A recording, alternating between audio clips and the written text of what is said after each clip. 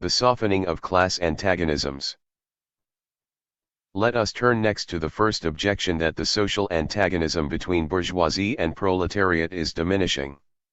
I do not here refer to the question of industrial crises whose amelioration was claimed a few years ago. This idea has been so energetically confused since then by notorious facts that I only need to refer to it here without attempting to enter upon a discussion which would lead us too far away. I do not wish either to make any further contribution to the debate over the already over-discussed, so-called theory of increasing misery, which, with a sort of cleverness, when one desires, can be endlessly spun out, and which with us has more and more tended to turn on the definition of the word misery than on the determination of definite facts. Socialists are all agreed that the capitalist manner of production when unhindered has as a result an increase of physical misery. They are also agreed that in present society the organization of the laboring class and the capture of governmental powers has attained a height where it is able to somewhat ameliorate this misery. Finally, they are agreed that the emancipation of the laboring class is not to be expected from its increasing demoralization, but from its increasing strength. The question of the antagonism between the bourgeoisie and proletariat is a wholly different one. It is primarily a question of increasing exploitation. That this does increase Marx proved a generation ago, and to my mind no one has yet confused him. Whoever denies the increasing exploitation of the proletariat must, first of all, set about a refutation of Marx's Capital. To be sure, it will be at once replied that this is purely theory, and that for us nothing is to be held as true and proven that we cannot grasp with the hands. We are not given economical laws, but only statistical figures. These are not so easily to be discovered, for, as yet, no one has been pleased to set forth the amounts, not simply of the wages, but also of the profits in a statistical form, because of the fact that the fireproof safes are a castle which even the cowardly and benevolent bourgeois will defend like a lion against every administrative attack. Meanwhile, there are calculations upon the growth of wages and other incomes. One of these, the latest that I know of, is given herewith. Year total annual income not arising from wages. Wage income. Subject to income tax. Not subject to income tax. Million. Percent total. Million. Percent total. Million. Percent total. Pounds sterling. Social income. Pounds sterling. Social income. Pounds sterling. Social income. 1860. 392. 47. 376. 45 1/2. 64. 72/3. 1866. 464. 45. 485. 47. 81. 8. 1870. 486. 44 1/2. 521. 48. 85. 7 1/2. 1874. 609. 45 1/2. 635. 47 1/2. 100. 7 1/2. 1877. 591. 43. 652. 47 1/2. 130. 9 1/2. 1880. 567. 42. 652. 48 1/2. 126. 9 1/2. 1883. 609. 422/3. 696. 49. 122. 8 1/2. 1886. 605. 42. 715. 49 1/2. 125. 8 1/2. 1891. 699. 43 1/2. 782. 48 1/2. 130. 8. Many observations can be offered against this presentation. It appears to me too optimistic and gives the appearance of a much greater increase in wages than actually exists. In the reckoning of the total wages, the compiler took no notice of the unemployed, and besides this he omitted to note a whole list of important variations inside of the laboring class which, if considered, would greatly change the result. As a statistician, to be sure, he undoubtedly has the right to do this, but these are just the factors that change things to the disadvantage of the laboring class. Such are, for example, the relation between male and female labor and between skilled and unskilled labor.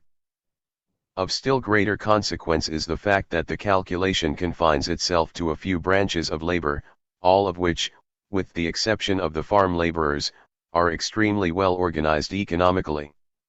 The author has then, without further consideration, concluded that the condition of the whole laboring class has risen at the same average rate as that of these organized laborers, which, even in England, did not include at the highest calculation more than 1/5 of all laborers. So it is not without interest that we observe the changes in wages in each of these categories of labor. 1860, 1866, 1870, 1874, 1877, 1880, 1883, 1886, 1891. Agricultural laborers. 100. 105. 107. 130. 132. 122. 117. 111. 118. Building trades. 100. 116. 116. 126. 128. 125. 123. 126. 128. Cotton workers. 100. 125. 125. 148. 148. 136. 145. 155. 175. Woolen workers. 100. 106. 112. 121. 130. 123. 120. 115. 113. Iron workers. 100. 127. 127. 143. 112. 112.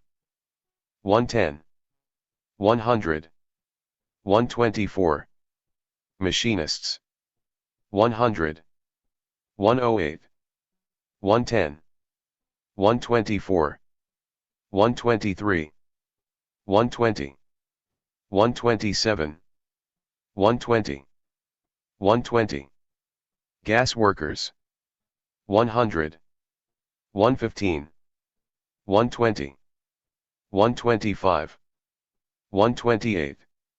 128. 130. 130. 140. Sailors. 100. 113. 103. 129. 123. 102. 118. 110. 148. Miners. 100. 100. 115. 100. 115. 100. 150. Average. 100.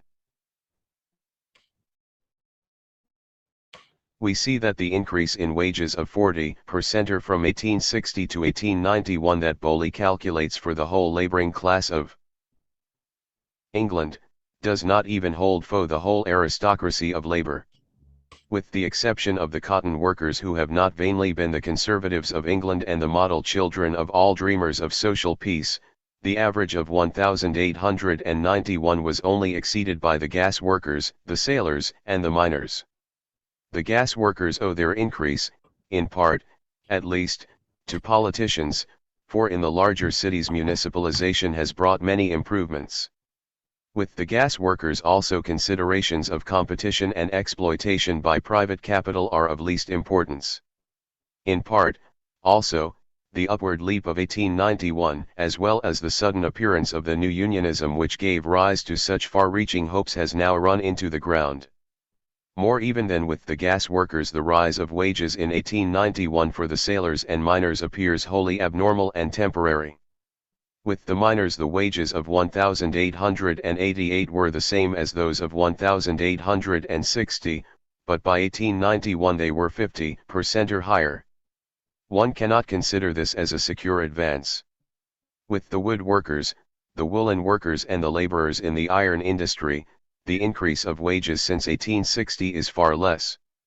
Bowley would also have us believe that the wages of the unorganized laborers of England had risen 40% during the same time in which the well-organized iron workers had only increased 25%.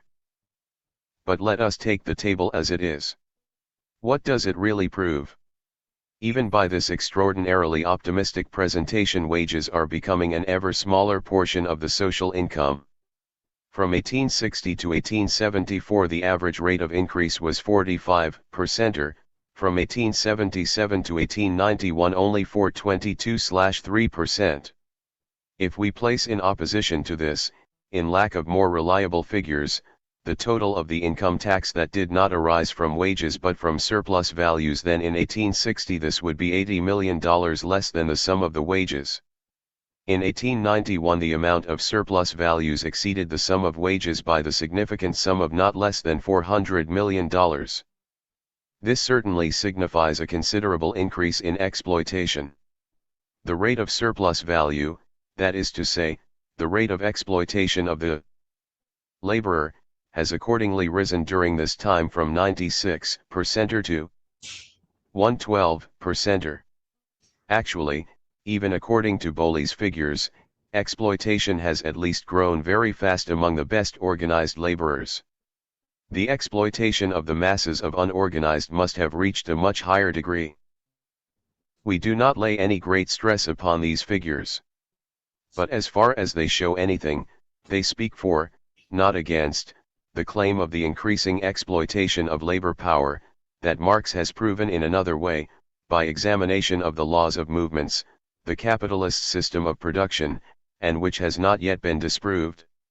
To be sure, one can say, granted that exploitation increases, but wages increase also, even if not to the same degree as surplus values. How then shall the laborer discover this increasing exploitation if it is not plainly evident, but is only to be discovered by painstaking investigation? The mass of the laborers do not study statistics or think about theories of value and profit. This may be granted. But there is a way in which the increase of exploitation can be made perceptible to the laborers. In the same degree that the mass of profit rises, the standard of living of the bourgeoisie rises also. But the classes are not divided from one another by impenetrable walls. The rising standard of life of the upper class oozes down through to those beneath and wakens in them new needs and demands to the satisfaction of which the slowly growing wage is by no means satisfactory. The bourgeoisie whine about the disappearance of modesty in the lower classes and about their increasing enviousness, and forget that the growing demands from below are only the reflex of the rising standard of life above, which furnishes the example and rouses the envy of the lower class. That the capitalist standard of living grows faster than that of the proletariat is self-evident. The laborer's dwelling has not been greatly improved in the last 50 years. But the dwelling places of the bourgeoisie are gorgeous in comparison with the average capitalist house of 50 years ago. The third-class railroad carriage of today and the one of 50 years ago differ but little in their interior equipments. But when we compare the first-class railroad carriage of the middle of the 19th century with the palace car of the modern train, I do not believe that the sailors in the transatlantic ships are much better cared for today than 50 years ago, while the luxuries to be found in the salon of the modern passenger steamer would have been unheard of 50 years ago even in a royal pleasure yacht. So much for the increasing exploitation of the proletariat. But is not this economic factor counterbalanced by the increasing political approach of the classes? Do not the bourgeoisie more and more recognize the laborer as their political and social equals? There is no doubt that the proletariat is gaining rapidly in political and social respects. If its rise in economic relations remains behind that of the bourgeoisie, this gives rise to a continually increasing enviousness and discontent. Perhaps the most striking phenomenon of the last 50 years is the rapid and unbroken rise of the proletariat in moral and intellectual relations. Not many decades ago the proletariat was so low that there were even socialists that expected the worst results for culture from the conquest of the proletariat. In 1850 Rodbertus wrote, "The most threatening danger at present is that we shall have a new barbarian invasion, this time coming from the interior of society itself to lay waste custom, civilization, and wealth." At the same time Heinrich Heine declared that the future belonged to the communist. This confession, that the future belongs to the communist, I make in sorrow and greatest anxiety. This is in no way a delusion. In fact, it is only with fear and shuddering that I think of the epoch when these dark iconoclasts come to power. With their callous hands they will destroy all the marble statues of beauty, etc. Undeniably it has now become wholly different. It is not by the proletariat that modern civilization is threatened. It is those very communists who today constitute the safe refuge of art and science, for which they stand in the most decisive manner. So it is that the fear is rapidly disappearing, which after the Paris Commune dominated the whole capitalist class, the fear that the conquering proletariat would come into our culture like the Vandals in their race migrations and on its ruins found a government of barbaric ascetics. It is partially owing to the disappearance of this fear that sympathy with the proletariat and with socialism is on the increase among the bourgeois intellectuals. Like the proletariat, class intelligence is a peculiarity of the capitalist system of production. I have already shown that this system makes such demands upon the ruling class that they have neither the interest nor the leisure to care for the business of government, or to cultivate art and science, as did the aristocracy of Athens or the clergy of the best days of the Catholic Church. The whole sphere of the higher intellectual activity, that was formerly a privilege of the ruling classes, is now left by these to paid laborers, and the number of these professional scholars, artists, engineers, and functionaries is increasing rapidly. Taken as a whole these constitute the so-called intellectuals, the new middle class, but they are distinguished from the old middle class above all by the lack of any especial class consciousness. Certain divisions of them have a peculiar caste consciousness, very often a blindness of caste, but the interests of each one of these divisions is too peculiar for any common class consciousness to develop. Its members unite with various classes and parties and furnish the intellectual fighters for each. One portion defends the interests of the ruling class for whom many of the intellectuals serve professionally. Others have championed the cause of the proletariat. The majority, however, have up to the present time remained entangled in the little bourgeois circles of thought. This is not alone because many of them sprung from this class, but also because their social position as middle class is like that of the small bourgeois, a midway position between the proletariat and the ruling class. It is in these divisions of the intellectuals, as remarked above, that a continually increasing sympathy for the proletariat is evident. Because they have no especial class interest, and are most accessible through their professional, scientific point of view, they are easiest won for our party through scientific considerations.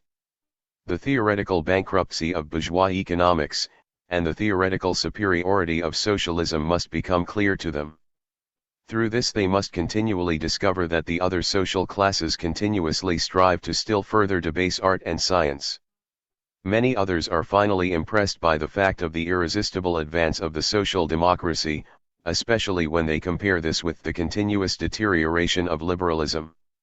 So it is that friendship for labor becomes popular among the cultured classes, until there is scarcely a parlor in which one does not stumble over one or more socialists.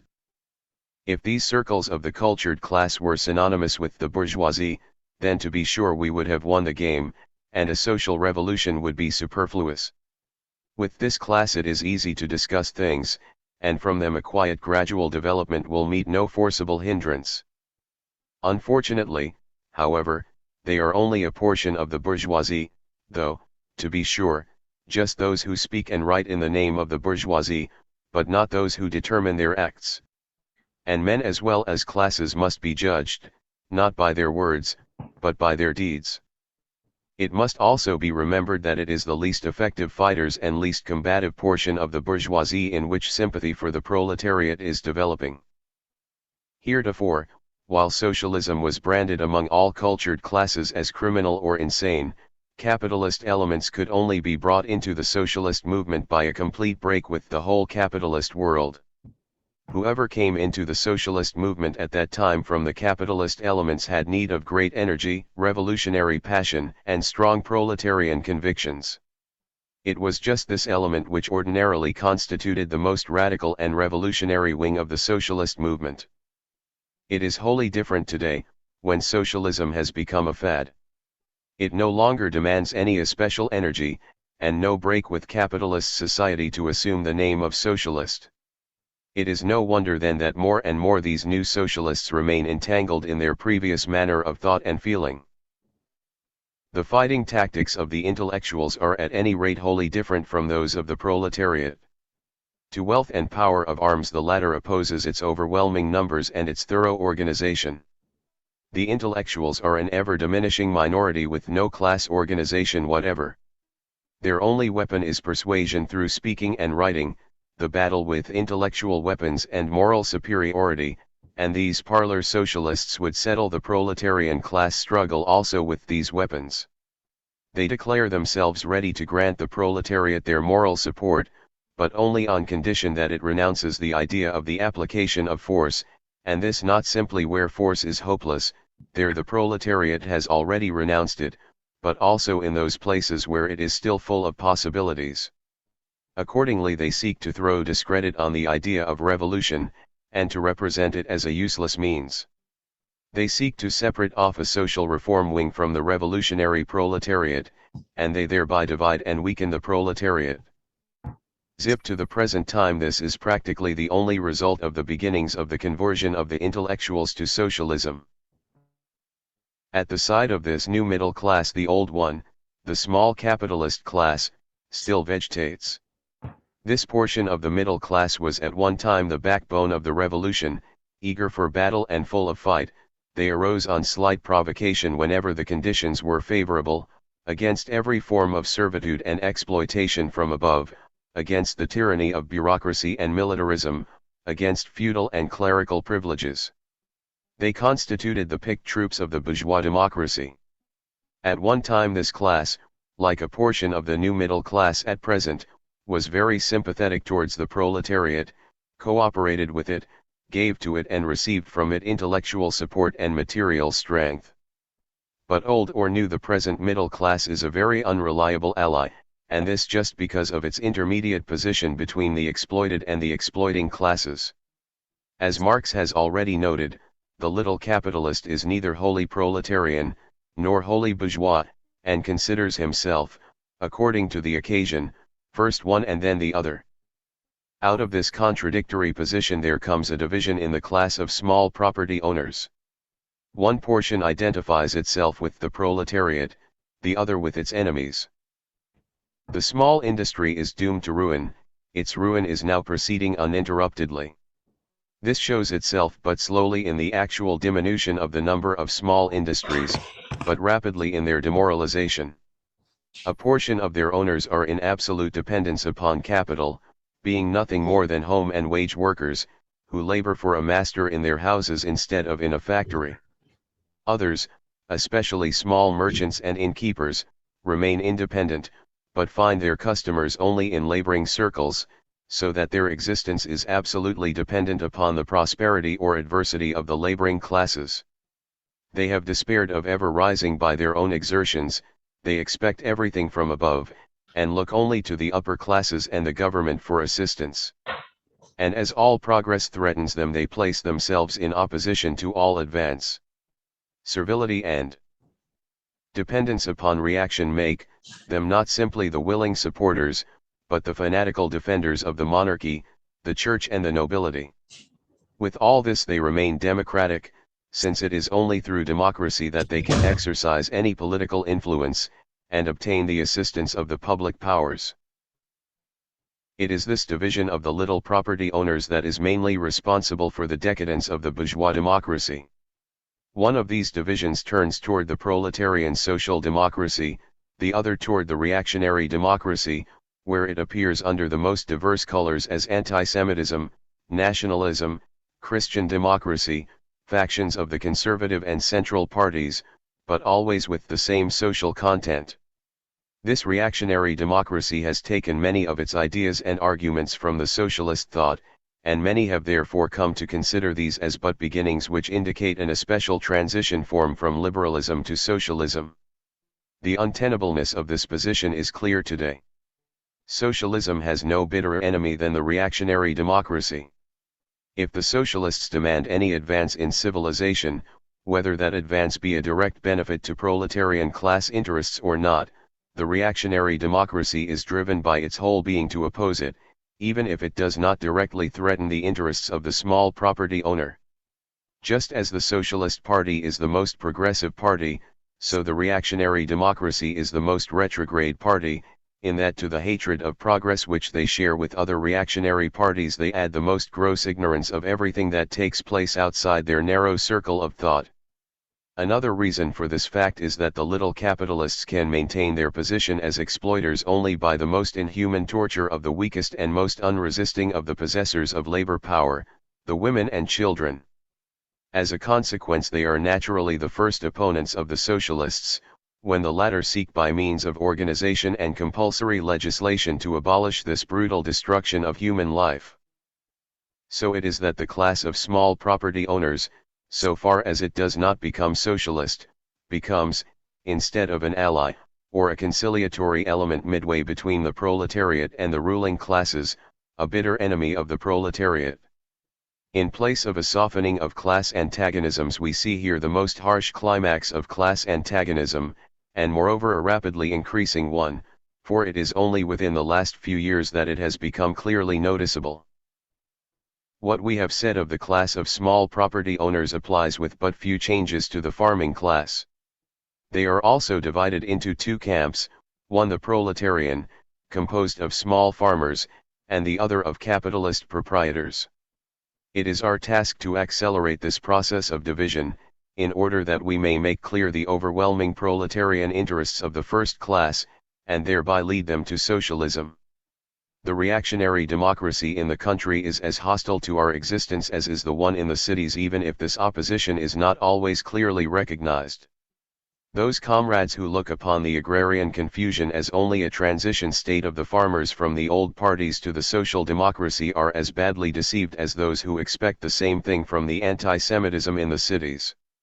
The medium and large farmers hate the socialists, just because they struggle to secure a shorter workday and higher wages for the laborers, and thereby furnish the principal cause for the farm laborers moving to the city and leaving the farmer in the lurch. In the country also the social antagonism between the possessors and the proletariat grows sharper. This is even more true of the antagonism between the great landowners and the wage worker than of that between the farmer and the wage worker. In the great agricultural industries the wage worker plays a more important role than in ordinary farming.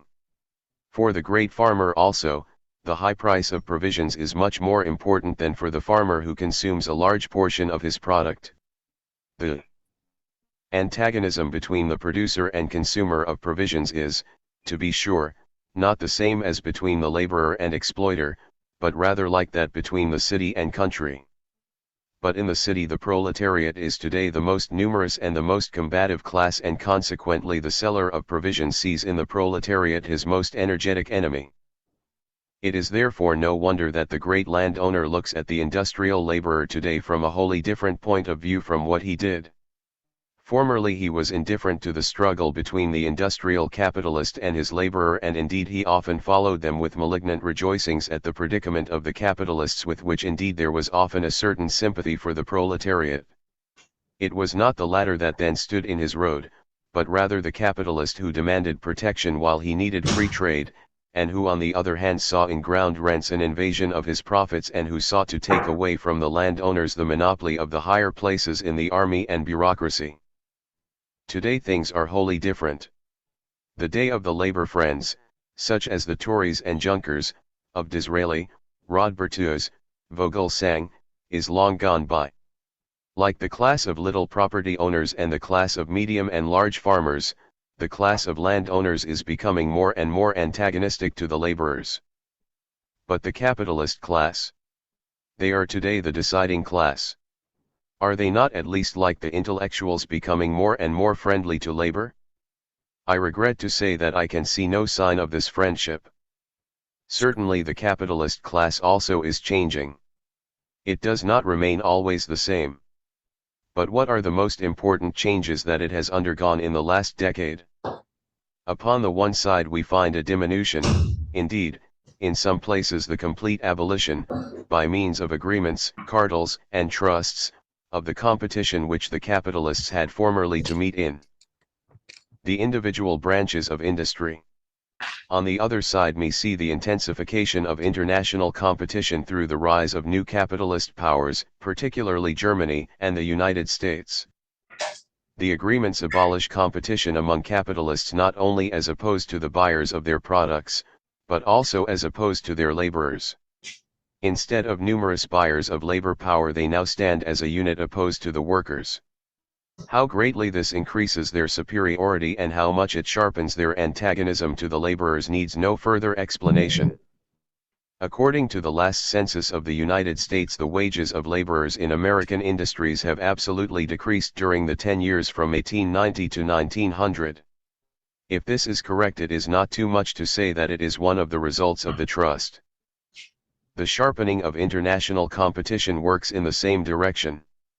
Here also we find the laborers suffering together with the consumers from this development. Alongside of the increase in the price of goods through protective tariff, which also aid the formation of trusts and combines, we find an increased exploitation of the laborers by which the capitalists seek to meet foreign competition. The consequence of this is the intensification of their struggle against the fighting organizations of the laborers, both political and economic, which stand in the way of such exploitation. Here also we find not a softening but a sharpening of class antagonism.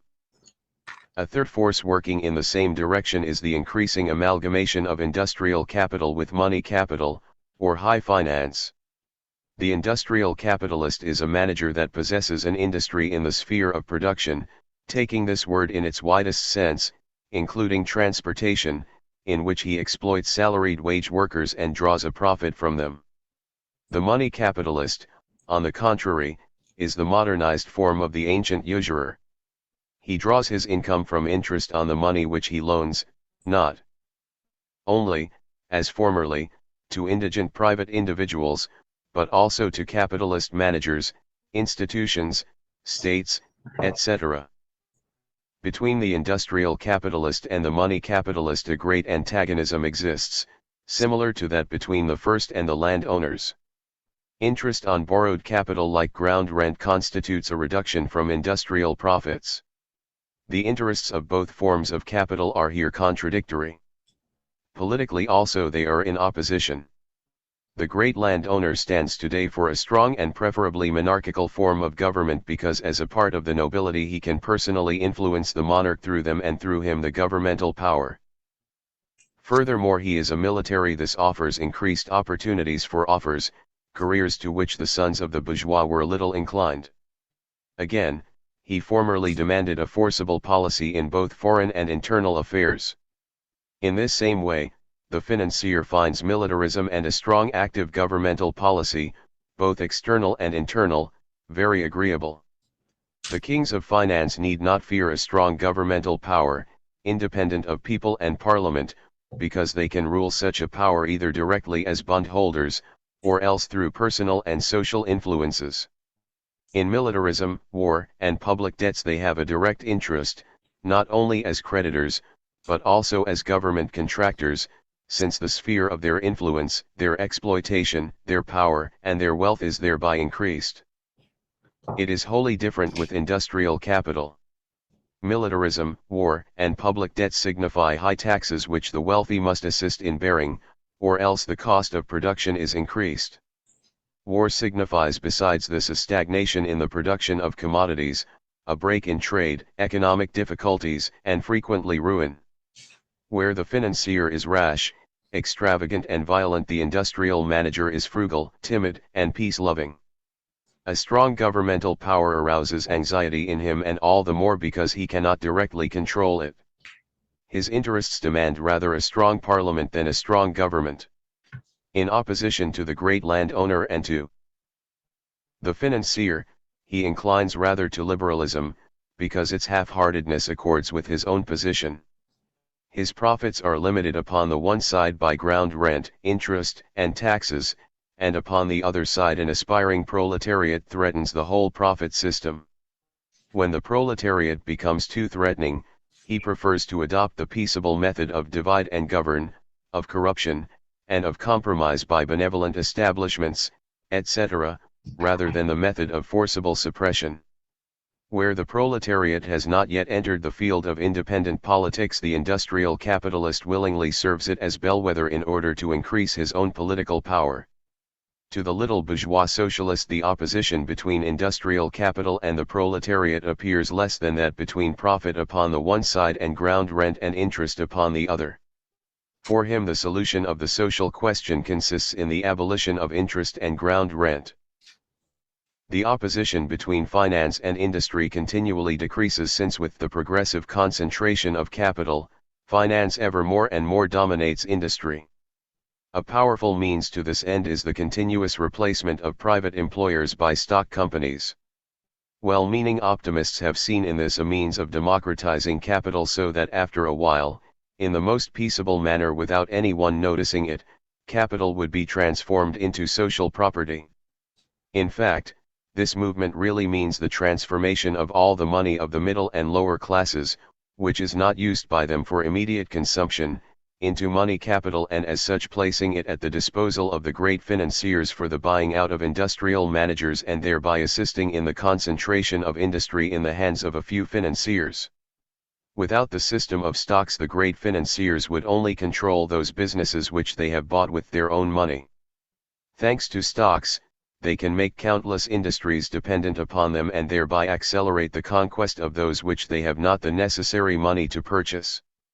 The whole fabulous power of Pierpont, Morgan & Co., that within the last few years has united in one hand countless railroads, mines, and a majority of the iron works, and now has also monopolized the greatest transatlantic steamship line, this sudden acquisition of dominion over the industry and commerce of the greatest of civilized worlds would have been impossible without stock companies. According to the London Economist, 5 men, John D. Rockefeller, C. H. Harriman, Pierpont Morgan, W. M. Vanderbilt, and G. D. Gould together possess $750 million, while the total capital of the banks, railroads, and the industrial companies of the United States is $17,500 million. Thanks to the stock system, they control half of this capital, upon which in turn the entire economic wealth of the Union depends. As has always been the case, so again when the inevitable crisis comes in America, the little stockholders will be expropriated and the positions of the great ones enlarged and strengthened. The greater the power of the financier in industry, the greater the tendency of industrial capital to adopt the methods of finance. For the private businessman who lives by the side of his laborers, these are still men to whose welfare he cannot be wholly indifferent unless lie has become utterly callous. For the stockholder, nothing exists but dividends, and the laborers are simply figures in a mathematical calculation in the result of which he is in the highest degree interested, for it can usually bring him increased well-being and increased power, or retrenchment and social degradation. The remnant of consideration for the laborer which was still preserved in the private employer is here wholly lost. Money capital is that form of capital which mostly inclines toward violence, which easiest leads to monopoly and thereby attains boundless power over the laboring class, which is most estranged from the laborer, which most threatens the capital of the private industrial capitalist, and more comes to rule the whole capitalist system of production. The necessary result of this is a sharpening of social antagonisms. But England?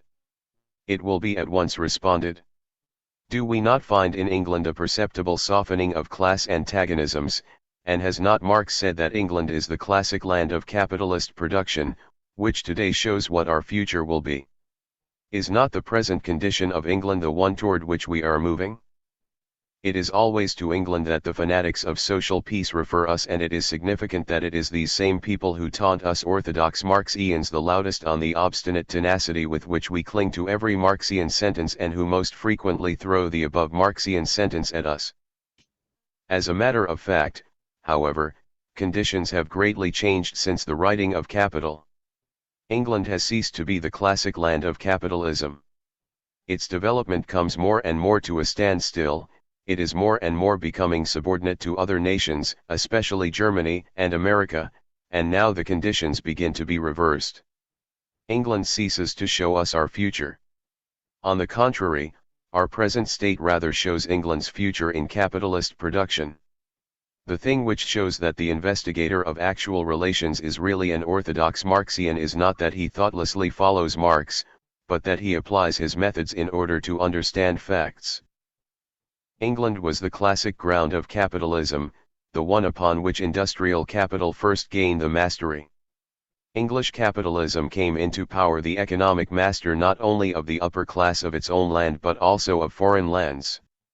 So it was that all of the characteristics that I have above designated as peculiar to it could most freely develop. It gave up violent suppression of the laboring class and depended much more upon peaceful diplomacy, for a while granted political privileges to the powerfully organized, and sought to purchase and corrupt its leaders by friendly advances in which it was too often successful. At the same time it renounced all violence towards the external world. Peace and free trade were its watchwords. It adopted a peaceful attitude toward the Beers, and finally feigned to be about to right the century-long injustice of England towards Ireland by granting it home rule. Meanwhile foreign competition grows powerful, indeed sometimes overpowering, and this compelled the capitalists to resist all opposition to exploitation within, while the most violent means are used to secure external markets. Hand in hand with this goes the usurious growth of the domination of high finance in the process of production. Since then England has taken on another appearance. The spirit of the times, declare the Webs in Social and Praxis for March 20, 1902, has during the last 10 years been turned against the corporative self-help in the relations of employer and employee, that was characteristic of a generation ago. Indeed, the public opinion of the wealthy and professional classes is actually hostile to all that concerns trades unions and strikes, as was not the case a generation ago. As a result of this sudden change, the unions are most seriously hindered in their activity by the courts. In place of free trade we see the cost of living enhanced by taxation. The policy of colonial conquest begins anew, together with coercive legislation against Ireland. All that is needed is the establishment of a standing army on the Prussian model, and England will be fully launched upon the road of German policy, with the same polish, commercial, social, foreign and military policy. Does this not clearly show that England's future can today be studied in Germany, and also in the United States, and that England's condition has ceased to represent our future? The stage of softening of class antagonisms and the building the road to social peace is confined to England, and today is even there a thing of the past. Gladstone was the foremost representative of the policy of concessions for the softening of antagonisms, which corresponded to the industrial capitalism of England at the time when it dominated in an overwhelming manner all other classes and countries. The foremost representative of the domination of the violent, conquering, money capital is Chamberlain. It is one of the strangest ironies of history that the Gladstonian stage should have been looked upon in Germany as foretelling our future and most loudly praised as a firmly acquired conquest, at just the moment when the Gladstonian heritage was being scattered to the minds and Chamberlain was becoming the hero of the English populace. I will freely grant that I, too, formerly had great hopes of England. While I did not expect that the Gladstonian stage would ever be transported to Germany, still I did hope that because of the peculiarity of English conditions the development from capitalism to socialism might be peaceably accomplished, not through a social revolution, but by means of a series of progressive concessions by the ruling class to the proletariat. The experience of the last few years has destroyed these hopes for England also. The English internal policy now begins to shape itself on the model of its German competitor. May it have a corresponding reaction upon the English proletariat. We now see in just how far the acceptance of the idea of a softening of class antagonisms and a drawing together of the bourgeoisie and proletariat is justified. To be sure, it is not wholly built on air, it is supported by certain facts, but its defect consists in having accepted as universal, facts that are really confined to a narrow sphere. It considers a few divisions of the intellectuals as the whole bourgeoisie, and views a peculiar social tendency of England, which now belongs to a past age, as a universal, ever-increasing tendency of the whole capitalist system of production. Part 3. Democracy.